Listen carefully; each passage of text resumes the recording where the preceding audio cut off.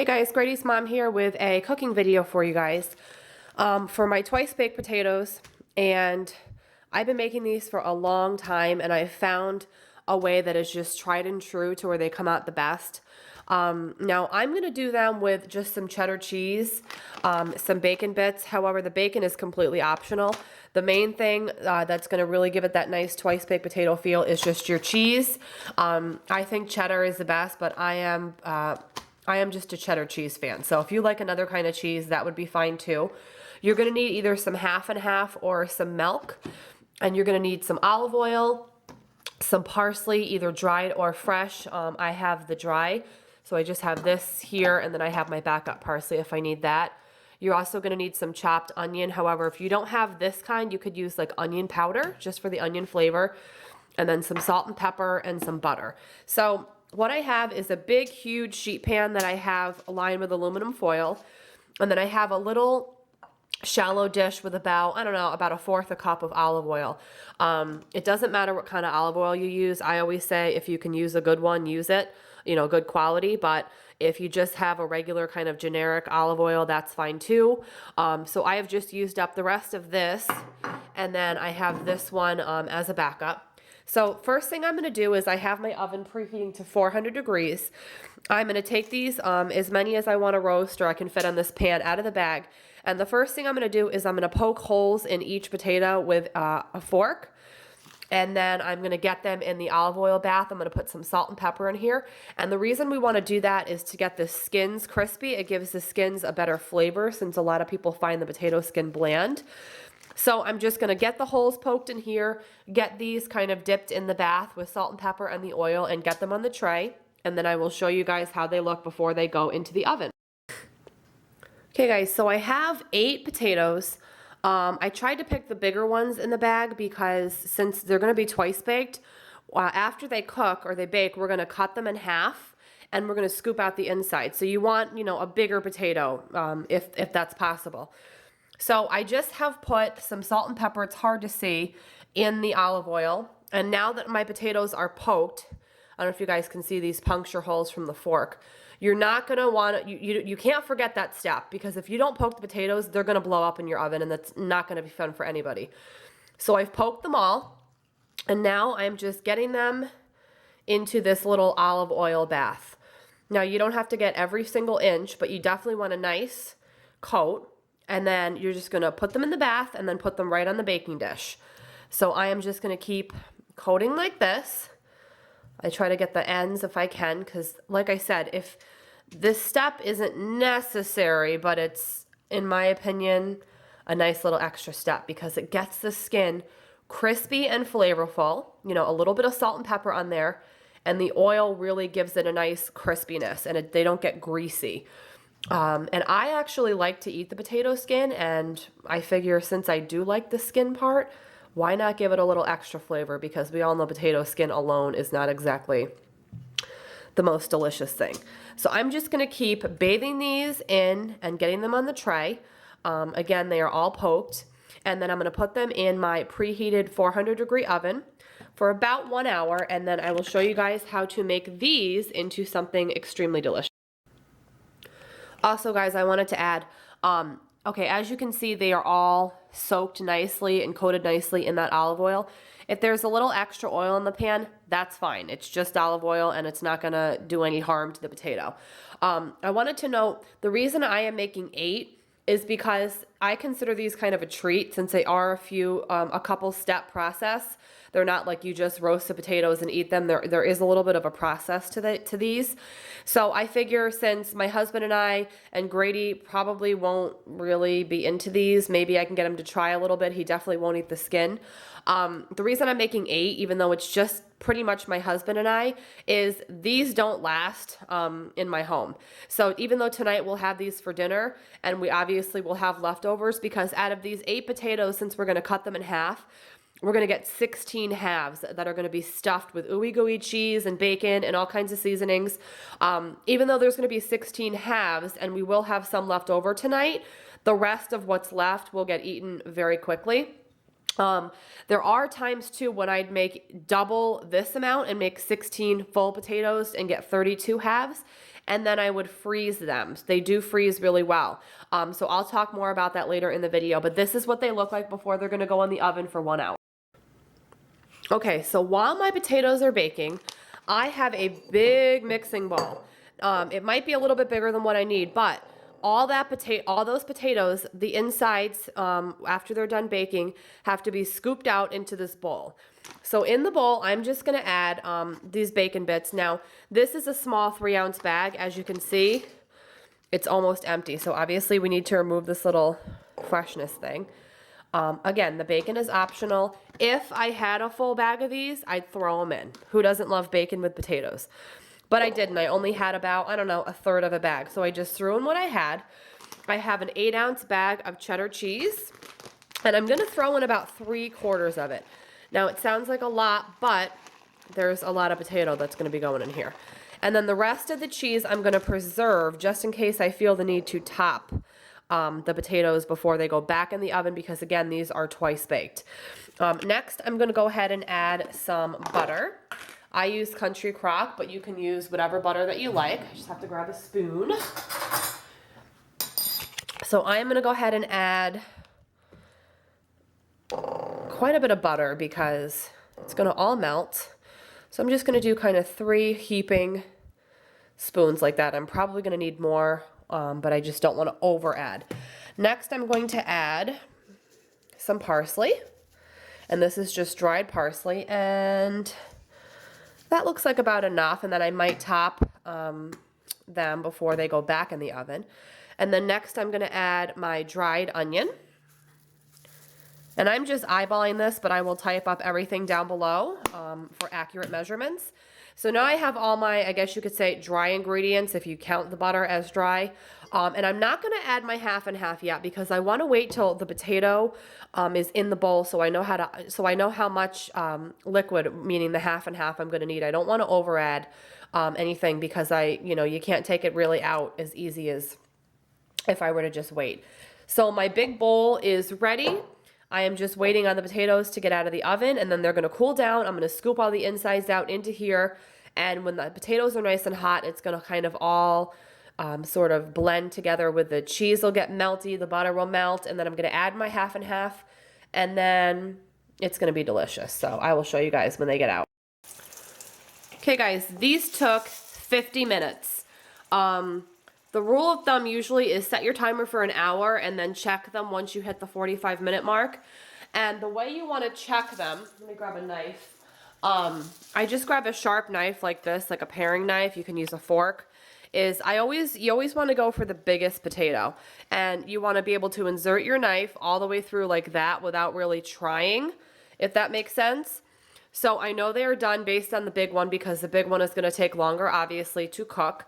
So now that they're out of the oven, you're going to need to let them rest for about 15 minutes. Probably ideally 20 minutes to 25 minutes would be better, because if you try to cut into them now, you're going to burn your fingers and you're not going to be happy. So I'm just going to let them rest again for about 15 to 20 minutes. And then I'm going to slice them in half the long way, scoop out the white part into that bowl that I showed you guys that I have my cheese and my seasonings. And then I'm going to show you guys how to turn these potatoes into twice baked potatoes. So I'm just going to let them rest. Okay guys, so I cut my potatoes after I let them cool for about 15 minutes. I cut them in half lengthwise. So again, the 8 potatoes become 16 halves.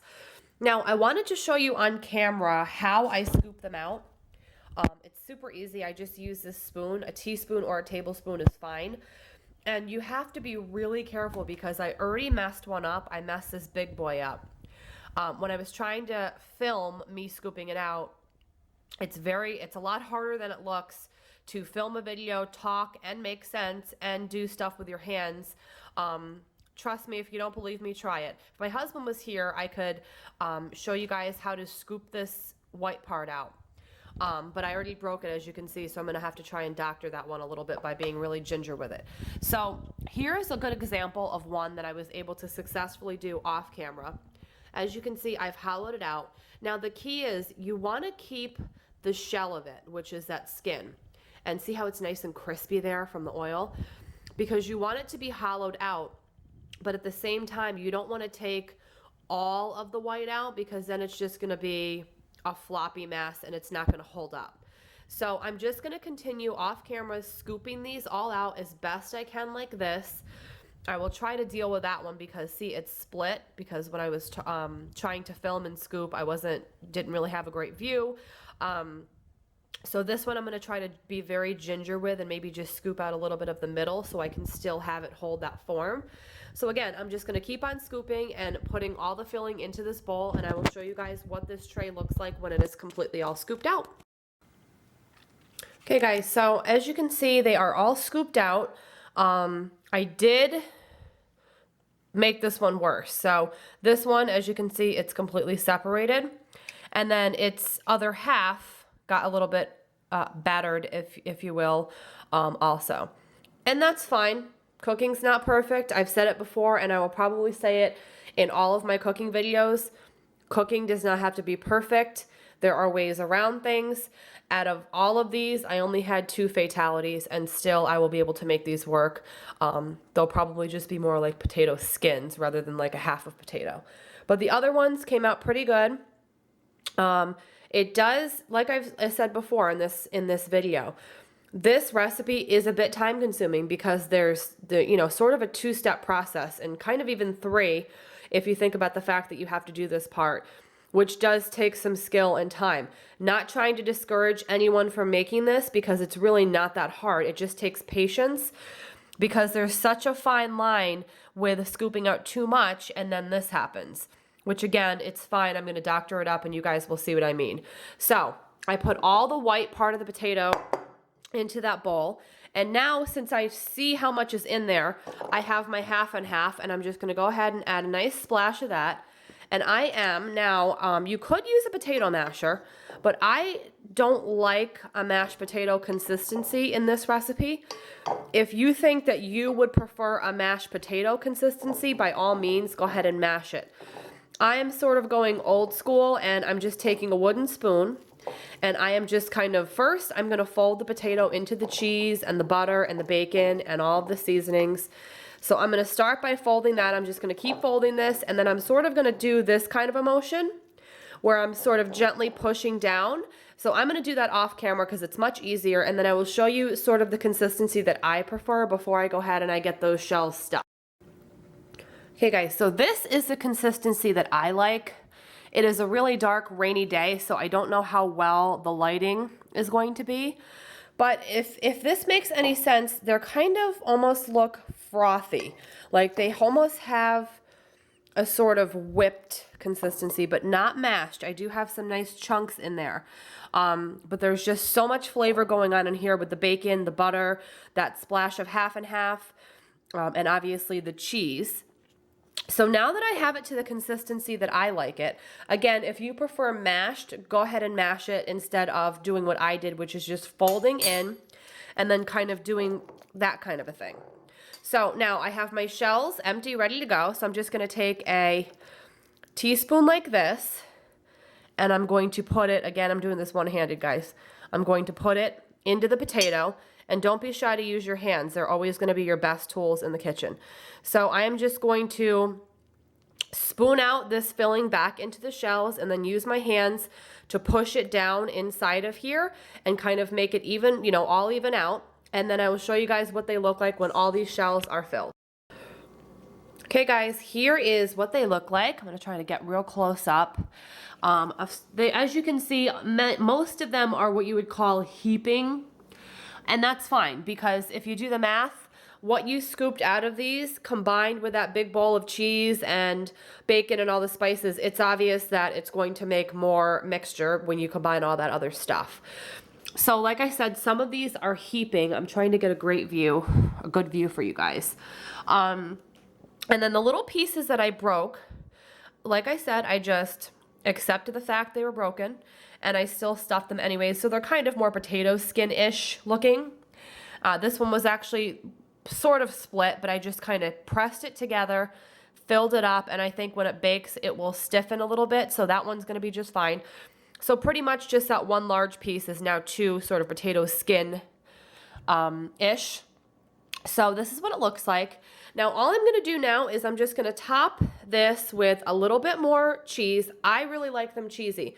If you are trying to cut a little bit of dairy out or a little bit of calories out, by all means, these would be fine. And now you're just gonna pop them into the oven. Since everything's already cooked, all you wanna do is make sure all of the ingredients inside the shell gets kind of nice and crispy and warmed through. Since there is half and half in there, we want everything to melt and be nice and firm and have a nice cooked finished taste. So if you're not going to add cheese, again, you want to throw these back in to maybe a 375-degree oven for about 15 minutes until all the cheese and they all look bubbly. I'm just going to top them with the shredded cheese, and then I'm going to throw them in the oven, and they will be delicious and ready to eat. Okay guys, so I have just added the shredded cheese. I did want to make a note about freezing these. If, and there are times when I've made double this amount, like I mentioned. If I were doing the same thing and making double this, so if I had 2 trays of this amount, I would most likely freeze a full tray of these. So I would freeze this many. And what I would want to do to freeze them is first I'd want to make sure they were at room temperature. Because if they're really, really screaming hot, that just doesn't make sense to put those into a freezer.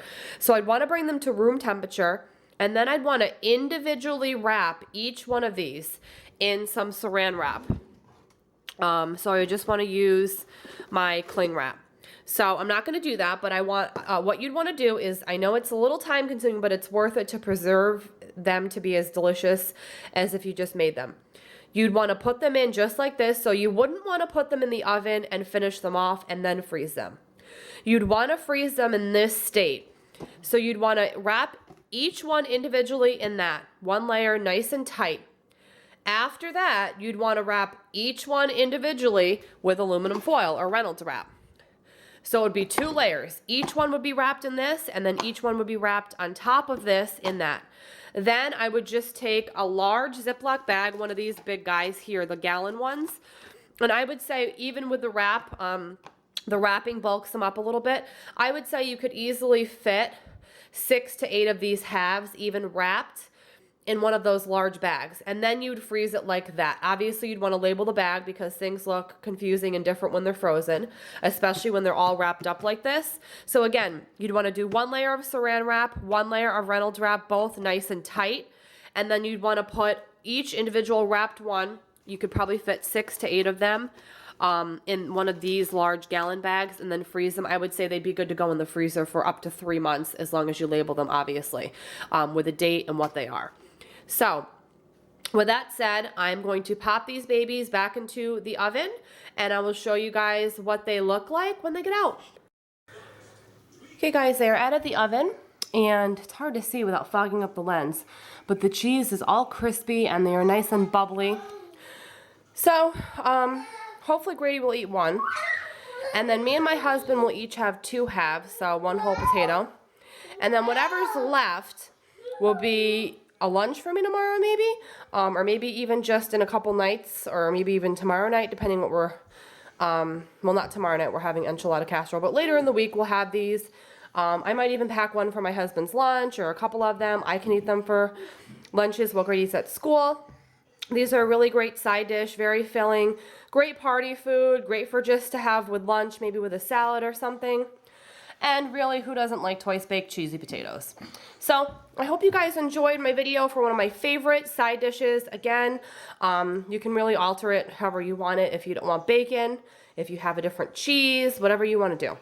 So I will post, I will type up the link, the recipe down below, so you guys can make them yourself. And again, I hope you enjoyed. Have a great day, guys, and I'll see you all in my next video. Bye.